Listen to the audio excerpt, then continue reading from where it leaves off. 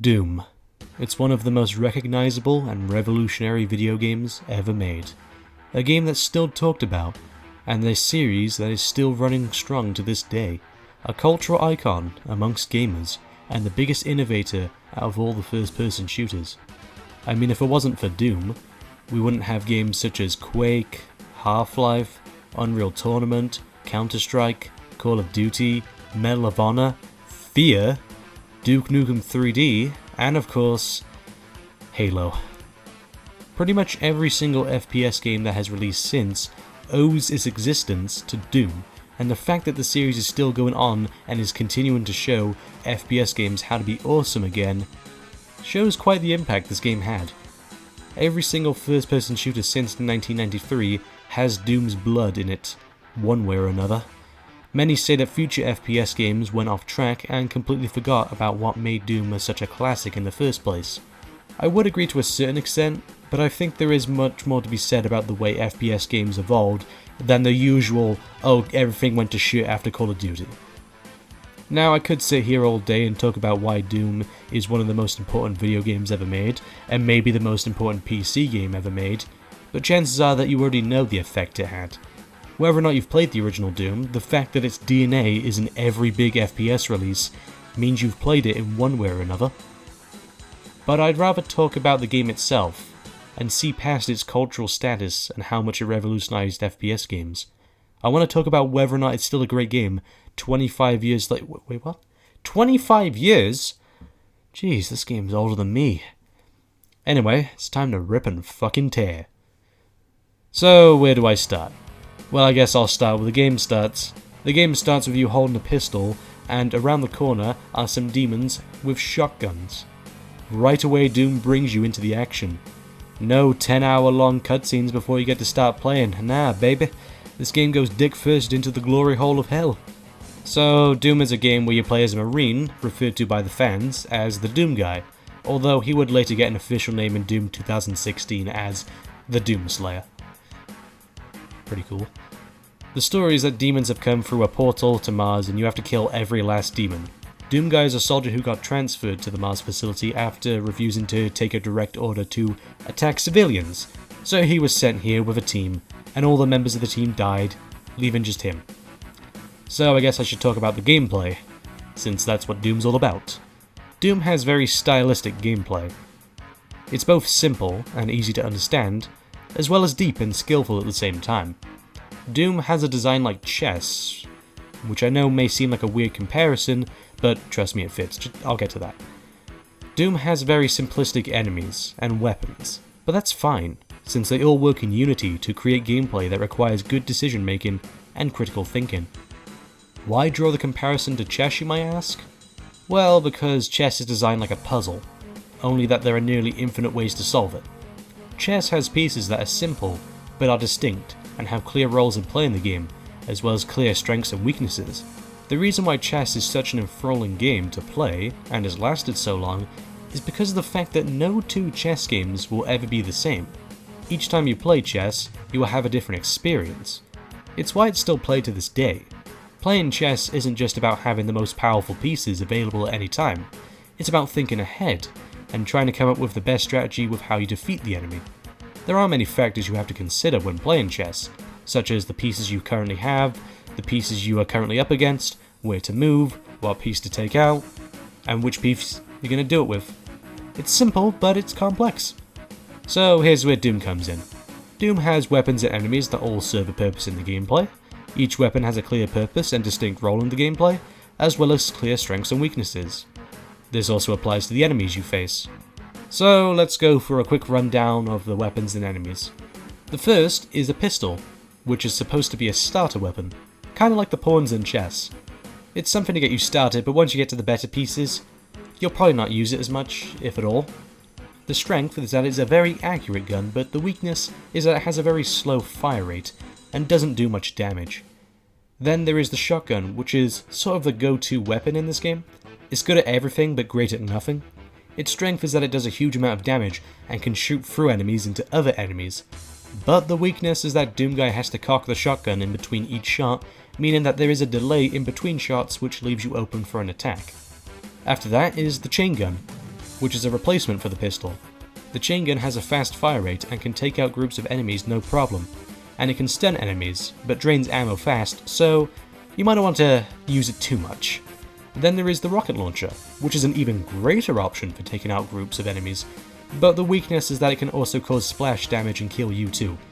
It works better for fighting higher tier demons, but just make sure to keep your distance if you use it. Then there is the plasma gun, which is sort of another version of the chain gun, but it acts a bit different.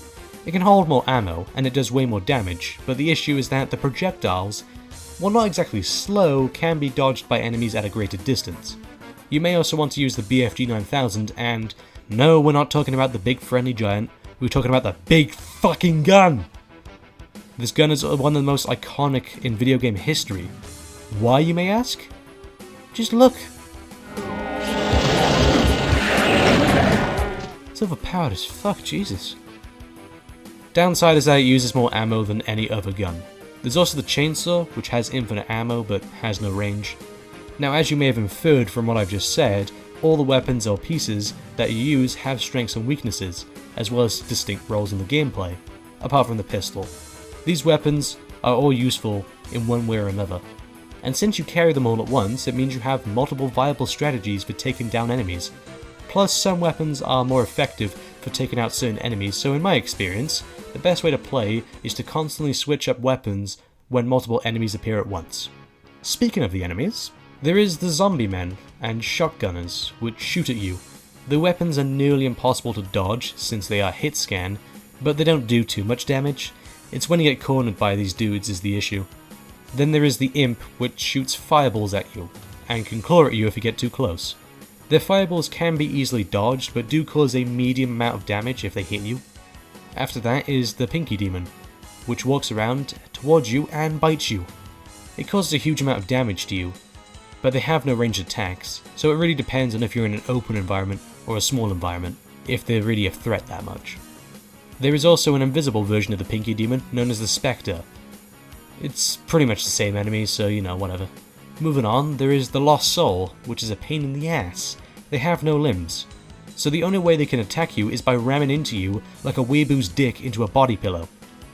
Okay, that was inappropriate, I apologise. They're just annoying is all. Then there is the Baron of Hell, which is the most powerful common enemy in the game. They are tall and shoot out green fireballs which cause an insane amount of damage. But the bigger they are, the harder they fall, plus they are pretty slow, unlike in later games. And finally there is the Keko Demon, which floats around in the air, breaking up the tradition of enemies usually being on the ground. It has fireballs that do a huge amount of damage to the player, and the fact that they can fly around means they are more mobile in combat. But they are a huge ass target and can be taken down with a few shots from pretty much any gun. So the enemies have clear strengths and weaknesses, and serve a distinct role in the gameplay. So imagine your weapons as the pieces on your side of the board, and imagine the demons as the enemy pieces on the other side of the board. Now see what I mean? It's what makes Doom's gameplay loop so enjoyable, because unlike a lot of modern games, where the only way to make things more difficult is to have 500 enemies on the screen, or just boost their health or damage stats, Doom is about providing a different combination of enemies that work in unity in turning a simple game into a complex one. It's great design, and you'll notice that most good FPS games have a similar style of combat structure to Doom, although they each have their own unique quirks to make them stand out. Now on to level design. Doom's level design is fantastic. It keeps the player constantly on the move, with new enemies waiting around each corner, as well as the game offering more paths to walk as you progress. One of my favourite levels is E1M4. You open up the door and there are some enemies in front of you, and 3 paths that lead to 3 different rooms, each with their own structure and shootouts. Each path is viable, with none necessarily being better than the other. It's all about what you want to do first. The level design at the beginning of each episode starts off simple, usually giving the player a good idea of where to go, but then the game gets more complex, and the fact that there are hidden secrets all over each level make you want to truly explore, as it can lead to better chances of success in battle. It also allows you to find guns earlier in the game than you would usually get them. The thing is, I don't know all the secrets in Doom. I know most of them, and I could just find them all out by looking on the internet, but I don't really find that very satisfying. I find it more satisfying to find them myself. It really feels like I've accomplished something, and every single time I play through the game I find something new. But there are some things that will always stick with me, and most hardcore Doom fans, who know most of the stuff off by heart, such as how to get the chainsaw and chain gun in E1M2, how to get the plasma gun in E2M1, the locations of all the keycards, how to access all the secret levels, all the cheat codes, and much more. This sense of freedom, where there are no rules, is what makes Doom kind of so fun to play. The levels are so open and the enemy placement is great too.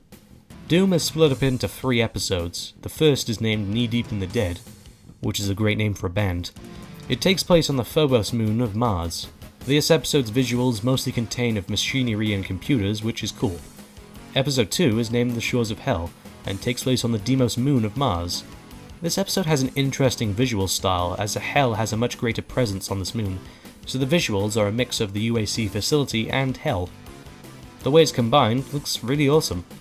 And then there's episode 3, Infernal, which takes place in Hell and just looks fantastic. Looks cool as heck, and it's red as heck too. Quick note, one thing I dislike about most future Doom games, Doom 3 and Doom 2016 in particular, is that they aren't very colourful. I mean, if you look at the original Doom games, they have plenty of colour. And despite looking pixelated, they still have a visual style that is very appealing.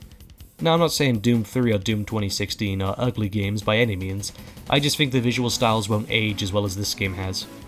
The combat in Doom itself would already be enough to make this a great game, but having well-designed levels with good enemy placement and a good incentive to explore is just icing on the cake that takes this game from being great to being amazing. Doom shows that you don't have to have the most complex AI to make combat interesting. It shows that you can make the controls so fluent they still hold up 25 years later, even if you can't look up, but keep in mind this game was made in 1993, so let's be fair. Doom shows that levels don't have to be restrictive corridors in order to be easy to navigate. Doom shows how a maze-like level design makes the game fun, and shows that combat can be simple and easy to take part in, but also be complex and hard to master. There aren't too many FPS games that come close to accomplishing what Doom accomplished in 1993, and continues to accomplish now, 25 years later, and even the new games accomplish. That says something, and it's why it's one of the best FPS games ever made, and one of the best video games ever made. It is aged like a fine wine. So now I've praised this game so much, I'm gonna point out the flaws. Hey, I said it was an amazing game, I think it's fair to criticize it. There isn't too much to critique, but there are some things about Doom that kinda annoy me. For one, I feel like episode 3 gets off to a bad start. E3M1 starts off with you just holding a pistol and you fight cacodemons. It sucks because they don't take any challenge to fight them in this instance because they are just kind of cornered in a hallway, so you just keep shooting. It doesn't take skill, it just takes time and patience. And then the next level, E3M2, Jesus Christ. It's just a colossal failure, honestly. Every time I play this level, I have a pretty annoying time. I mean, they barely give you enough resources to survive. You just have the shotgun, the pistol, and 2 rockets for the rocket launcher. And you're up against Pinky Demons, Lost Souls, and what feels like 100 shotgunners. Yeah, it gets pretty annoying. In the previous episodes, they would give you new weapons as well as new enemies around the same time, so the difficulty would kind of balance itself out, but this is just silly. There are also some areas where it gets really dark, which I guess is supposed to build up atmosphere and make the area have a unique gameplay gimmick of not being able to see much, but then they put invisible enemies in here too. I can barely see my black friend in here, how am I supposed to see something that's invisible? Another thing is that the auto-targeting system in this game seems to have a mind of its own. Sometimes it will go straight for the target, but other times it will just miss completely. And one final thing, the boss fights suck. The bosses in Doom were never really all that fun up until Doom 2016. I mean, these guys are easy to take down. The first boss fight occurs at the end of episode 1, where you fight 2 Barons of Hell. But if you've saved up at least like 20 rockets on the rocket launcher, I can usually save around 50 to 60, then you will have no issue taking them down. You could say this is a good thing, since if the player thinks ahead and saves rockets, they will perform really well during this boss fight, but thinking ahead should only make the boss fight easier, not a near automatic win. The next boss fight occurs at the end of episode 2. This one is the Cyber Demon, which looks cool as hell, but his rockets are easily dodgeable, and you just have to keep holding down the fire button and running circles around him, or just moving slightly to the left or right, and you'll win. It's a shame, since the Cyber Demon is cool in theory, but I never found it all that satisfying to beat him. The issue is that the player has way too much room to move around. Then the final boss fight is at the end of episode 3 with the Spider Demon, which takes 3 BFG shots to kill, and that's it. None of these issues ruin the game for me, but they do irritate me to some degree. There isn't much story in this game, which is surprising when you look at the game's development and realize it was going to be a more story-driven game. but they thought it dragged down the pace and combat, so they quit it. The only story we get is after each boss, a text screen appears and gives context as to why the Doom guy suddenly ends up in different locations. Although Doom has one of the most iconic endings ever. After you defeated the spider demon, you end up back on Earth with a cute bunny, but...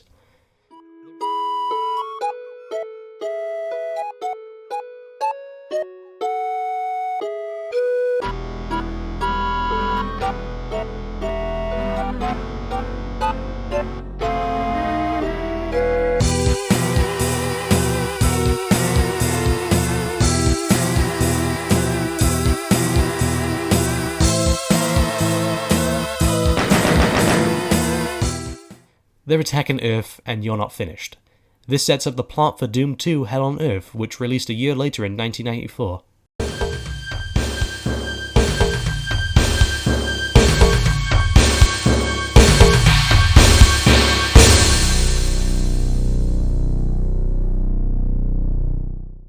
Doom 2 picks up right where the previous game left off. Instead of spending most of the game travelling between moons, you spend most of it on Earth, although you do go back to Hell for the final levels. Doom 2 also doesn't have 3 separate episodes, it's just 32 levels back to back. Once again, not much story in this game. There are a few text screens after a couple levels, but that's about it. In terms of gameplay, it's pretty much the same as the first Doom, at least in terms of mechanics. There is one new gun, in the form of the Super Shotgun, which is just a double-barrel shotgun. It does twice the damage and can take out a clutter of enemies quite nicely, but it also uses twice the ammo and the reload animation is twice as long, so you're left even more open for attack. There are some new enemies too, such as the heavy weapon dude who uses a chain gun and is the most annoying dude ever. He can shoot you from across the map and he does an insane amount of damage to you, this is stupid. There's also the Hell Knight, which is just a weaker version of the Baron of Hell. Not really much more to say about that. There is the Mancubus, which has 2 rocket launchers on its arms. The rockets are extremely fast, but the Mancubus itself is very slow. If you're going to go up against this thing, you want to stay on the move. After that is the Revenant, which is tall and can do a damaging melee punch, but also has 2 rocket launchers on its shoulders. Thing is that they are homing rockets and will follow you, but it means you can redirect the rocket back at the Revenants or other enemies. Then there is the Pain Elemental, which is a variation of the Kago Demon, only this time it shoots out lost souls. Giving the enemy the ability to spawn one of the most annoying enemies sucks. They even spawn some as they die. There is also the Archvile, which can set the ground beneath you on fire and blast you back, as well as reviving enemies. I mean, he's a pretty fun enemy to fight, unless you get in close with a chainsaw, in which case he's pretty easy to take down, but other than that, it's pretty awesome. And finally, there is the Arachnotron, which is a smaller version of the Spider Demon. It shoots out green plasma orbs and is a very fun enemy to fight, as it is projectile based, though they don't have too much health. Should also be mentioned that the Spider Demon and Cyber Demon return, but this time they aren't boss fights, they're just regular enemies, and makes the game way more challenging. In fact, Doom 2 is much harder than the first game. One issue I've always had with the original Doom is that even on ultraviolence it isn't really that hard. Doom 2 has always been difficult for me. Doom 2 is generally well balanced, although there are some levels that are just complete fuckery, especially the Hell levels. The level design too is pretty solid. Doom 2 has much wider environments, which add more open battlefields to fight the demons, and the level design is more complex. The original Doom was like navigating a full maze of demons. Doom 2 is like navigating a whole city full of them. In fact, there are multiple levels in this game where you visit cities and the places where civilians lived. It gives the impression that the demons really have taken over Earth, and areas you fighting look great visually. The structure of finding keycards and killing demons hasn't changed. They've just added to it with new elements. Even though Doom 2 plays the same as the first game mechanics-wise, the new Super Shotgun and the new enemies drastically changed the gameplay, and it does play and feel quite different from the first game. There are also some secret levels that make references to Wolfenstein 3D and Commander Keen, and they're pretty cool too. I love both games, but I'd say I prefer Doom 2 more. I think the new enemies in Super Shotgun give the game much more variety, and I think the level design is also a massive improvement, and is pretty challenging unlike the first game. There is only one boss, being the final boss known as the Icon of Sin. By the way, that's a really awesome name. Anyway, this is supposed to be a representation of Satan. It's supposed to be the biggest demon ever. We only see its head, but when you beat it, the text says it has limbs, so yeah. It keeps sending the skull box out, which keeps spawning enemies. You have to raise a platform and shoot rockets into its skull. Once you damage it enough, it blows up. Fun fact, the Icon of Sin is actually John Romero, one of the creators of Doom. If you reverse the message when you first enter the chamber,